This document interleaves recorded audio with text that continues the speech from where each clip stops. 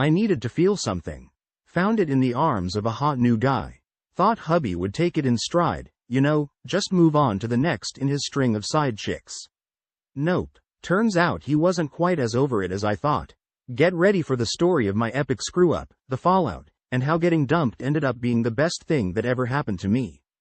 Don't forget to like and subscribe, this one gets wild. Blood thumps in my ears. Not from exertion, from rage. The fluorescent lights of the grocery store make the boxes of sugary cereal blur in front of me. Seriously, who decided kids needed this crap? I guess anything to make mornings easier, right? Even if it means rotting their teeth in our marriage. I stalk down the aisle, barely looking at the labels. Ben will eat whatever I throw in the cart anyway. He hasn't really looked at me in ages, let alone noticed a new brand of granola. My fingers tighten on the cold metal of the cart, nails digging into my palms. It's the only thing that stops me from screaming. He's late. Again. Of course, he is. Dinner will congeal on the plate, and I'll end up feeding it to the dog while Ben texts some lame-ass excuse. Work meeting, traffic, whatever. His apologies are emptier than our fridge between grocery runs. Buzz. My phone vibrates, and it takes a Herculean effort to not break into a run. I sneak a peek. Not Ben. It's Alex. Alex, from work, the new guy they hired last month. All goofy smiles and a joke about the printer that actually made me laugh. A genuine laugh, not the polite chuckle I reserve for Ben's rehashed stories. A reply pops into my head, something flirty, clever. My thumb hovers over the keyboard before guilt slams back down. Jesus, what am I doing? I'm a married woman, but just one text, right? I shove the cart a little harder, ignoring the squeak of the wonky wheel. It's just a bit of banter to get through this godforsaken shopping trip. Later, in the checkout line, boredom gnaws at me like a feral cat. My finger finds its way back to Alex's chat. One text turns into 2, then 3. I'm giddy, like a teenager hiding under the covers texting her crush. It's pathetic, it's thrilling, and I don't even care. Ben finally rolls in at nearly 9, smelling of takeout and stale apologies. He doesn't even blink when I tell him to microwave his own soggy dinner. Maybe if I start acting like I don't give a damn, he'll finally notice. Or maybe I'll just start not giving a damn at all. That thought, a dangerous, delicious thought, buzzes in my brain as he shovels food into his mouth, oblivious as always. The lipstick feels like war paint. Bold red, not my usual shade. But, usual, me is long gone. Buried under a pile of takeout containers and Ben's faded t-shirts I wear to bed. Tonight, I want to feel like someone else, someone who doesn't flinch when their own reflection stares back.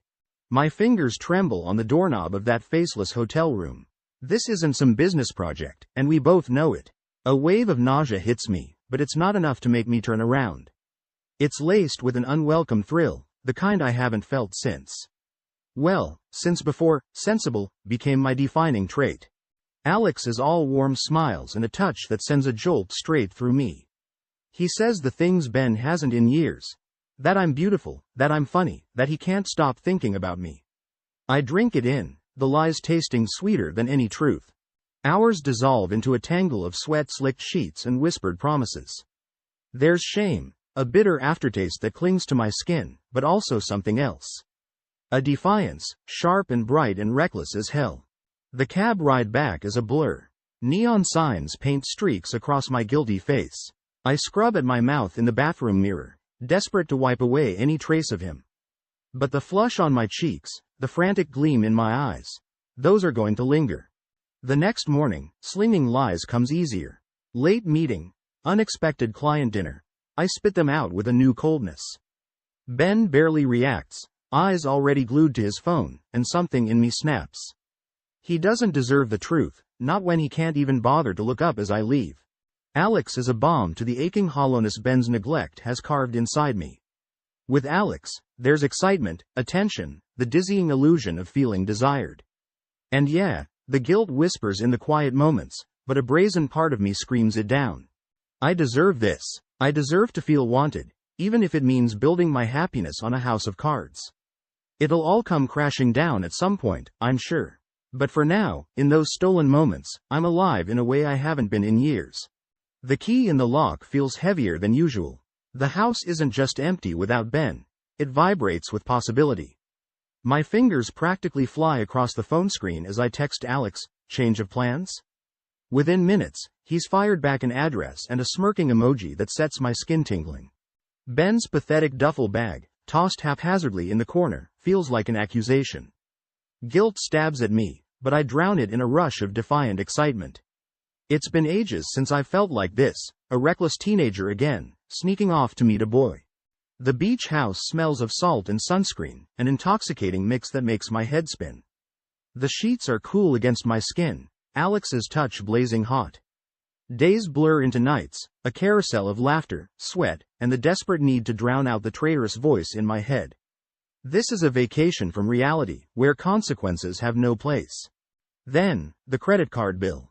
Left out, like a trap, on the kitchen counter. My blood runs cold. All the carefully spun lies feel like spiderwebs, ready to tear at the first touch. The world outside the beach house encroaches, a harsh reminder of the mess I've made. The shattering comes from somewhere I didn't expect. Mrs. Jacobson, sweet and unassuming, peering at me over gardenias with a worried frown. A package for Ben, a concerned question, and it all begins to unravel. My phone buzzes in my trembling hand. Not Alex, not good news. It's a photo, a punch to the gut that knocks the breath out of me. Ben, not on some drunken boy's trip, but arm in arm with a blonde stranger. Her smile is a direct, mocking echo of my own in the selfies I sent Alex just yesterday. The tears come hot and fast, a cleansing fire that burns away any pretense of excitement. It turns out I'm not just a cheater, I'm the world's biggest fool. Naive enough to think I could somehow escape this without getting played myself. I thought I wanted revenge, and hey, I got it, but I'm left with nothing but ashes in my hands. The photo of Ben is burned into my mind. I should rip it up, delete it, pretend it doesn't exist. Instead, I obsess over it, memorizing the angle of his head, the way his two white teeth gleam against tanned skin. This isn't the same Ben I checked out of years ago. This Ben looks happy. The rage hits me in waves. It's a cleansing fire, replacing the icy shock. It's righteous anger, justifying every lie, every risk. I deserve a taste of what he's got. Better yet, I'll drown him in it. My next lie to Ben feels cold and delicious. Girlfriend's spa weekend. I tell him with fake sympathy in my voice, poor thing, her husband's a total jerk.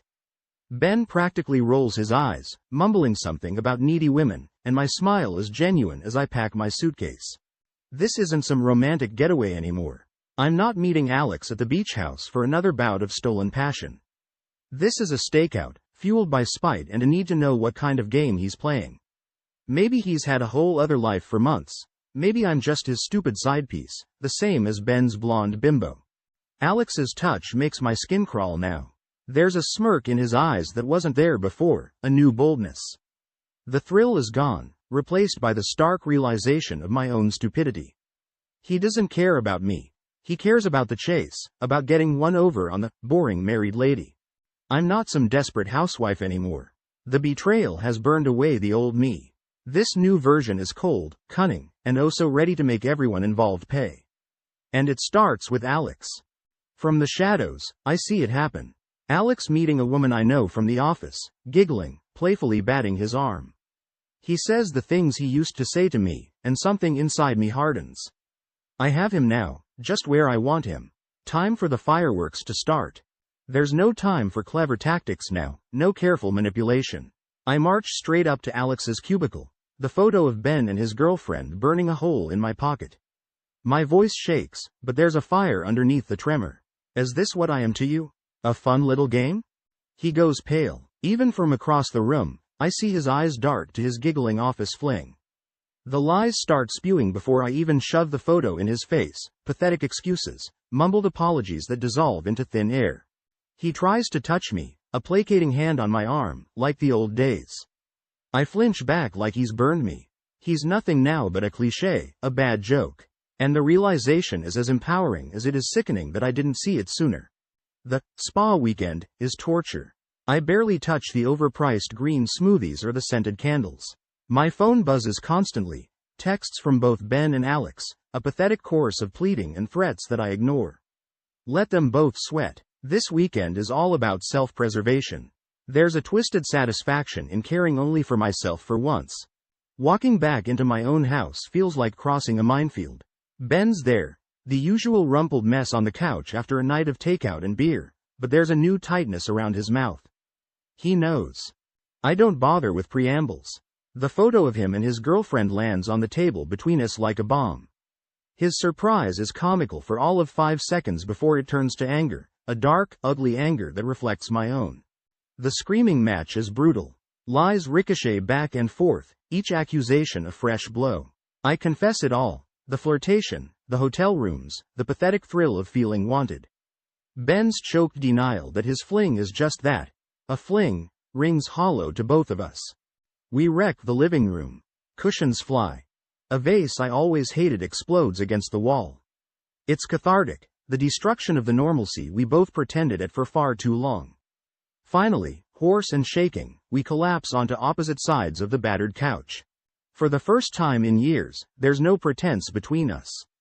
We're both liars, both pathetic and lost.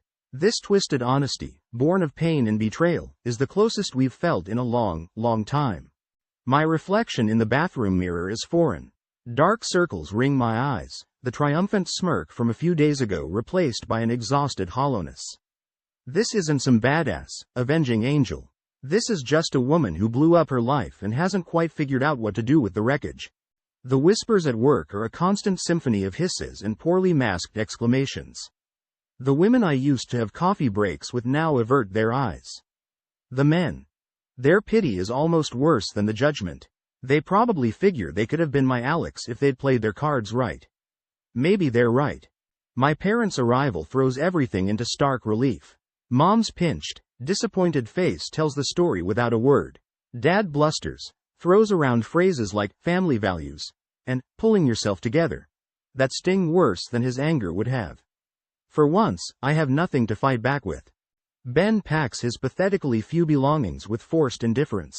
I'm not sure which is worse, his coldness or the lingering hope for a tearful reconciliation scene, some dramatic closure. The door slams, leaving the house feeling vast and empty. I should feel liberated. Instead, an echo of his absence fills the rooms, making it even harder to ignore my own guilt. Alex is persistent. Apologies, desperate pleas for another chance. I delete them all. His attention was intoxicating when I thought it was special. Now it just feels pathetic, reminding me how easily I was fooled. In the quiet of the night, insomnia gnawing at me, I find myself scrolling through old photos on my phone. Use on our honeymoon, laughing on some beach. Bundled up at a stupid holiday market years ago, Ben with an atrocious scarf I got him as a joke. There's a genuine happiness on our faces that punches me in the gut. What the hell was I thinking? That adrenaline rush of revenge, the vicious pleasure of shattering our illusions. It's already fading, leaving nothing but ash in its wake. Sure, Ben was a jerk. But did I have to destroy absolutely everything in a desperate attempt to feel something? Isn't this somehow worse than just sleepwalking through a mediocre marriage? The lawyer drones on, tossing around words like assets and liabilities, as if they're not deciding the final death rights for my marriage. I sneak a glance at Ben. He looks gaunt, the stress of the last few weeks etching lines on his face I never noticed before. There's a flicker of something in his eyes, not exactly love, but maybe some shared pain, a reluctant acknowledgement of the mess we've made. Nights stretch into eternity. I toss and turn, my mind churning, conjuring scenes that flip between bittersweet memories and vicious revenge fantasies. The image of Ben and that blonde woman burns into my brain, and a fresh surge of anger propels me out of bed. What did she have that I don't? Am I not good enough? Was I ever? Mrs. Jacobson becomes my unlikely savior. I find myself at her kitchen table, sipping watery tea and spilling my guts to a woman I've barely spoken 2 words to before. And she understands. There's a weary sadness in her eyes, a knowing nod as I describe the hurt, the shame, the bone-deep exhaustion. The gossip mill of our small town is brutal. At the grocery store, I'm met with pity disguised as politeness, or, even worse, the thrill of small-town scandal masked as concern. People I considered friends suddenly can't meet my eyes, and it's infuriating how much harder it is to endure their judgment than it was to ignore Ben's neglect. My college friends, blissfully unaware of the domestic drama, become my escape. A wild night out, filled with too many shots and shouted confessions, ends in tears and a world-class hangover. But in the blur of laughter and drunken truth-telling, there's a release. They offer a non-judgmental ear, a reminder that I exist outside the narrow, scandalized view of my hometown. Alone again, during a particularly bleak, hangover-fueled morning, desperation drives me to reach out to Alex. His response is quick, overly earnest. He apologizes, says he misses me, that it was all a mistake. Part of me knows it's empty, that he's just chasing the thrill again. But another, weaker part craves that validation, the easy attention he used to dole out so freely. Time loses shape. Each day feels like a week, each week like a slow-motion train wreck that I'm too exhausted to get off. I put on the mask of normalcy. Work, grocery shopping, pretending to be okay when well-meaning acquaintances ask. At night, the mask cracks, and the same bitter questions loop in my brain without answers. Then, like a cracked window letting in a sliver of sunlight, a letter arrives. It's a job offer, a good one, in a city 1,000 miles away. For a heart-stopping minute, it feels like fate. A clean break, the chance to disappear and become someone new. Before I can overthink it, before the familiar fear sets in, I call and accept. Boxes eat up my old life. Each item carries a ghost weight of memory, and the act of packing feels like a brutal exorcism. The empty rooms echo with silence, and I leave without looking back at the house that Ben and I both destroyed long before it was officially over. The new city is a slap in the face.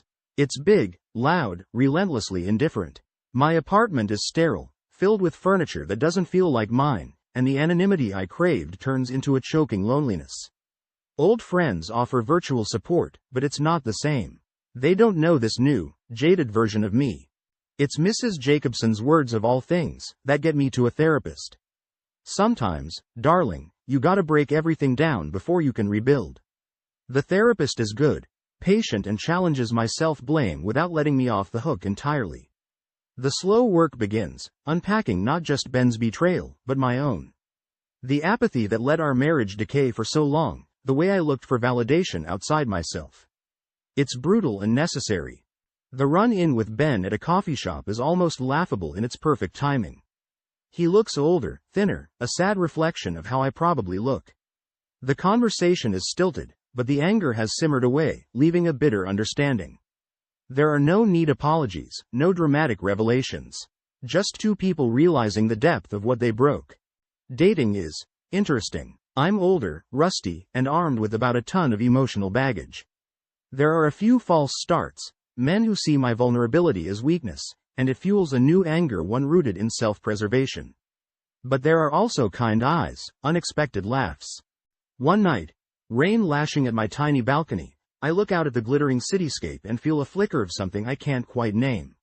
It's not forgiveness, for him or myself, not exactly. Maybe it's a reluctant acceptance that the hurt won't swallow me whole. That a life built on the ashes of the old one might still burn.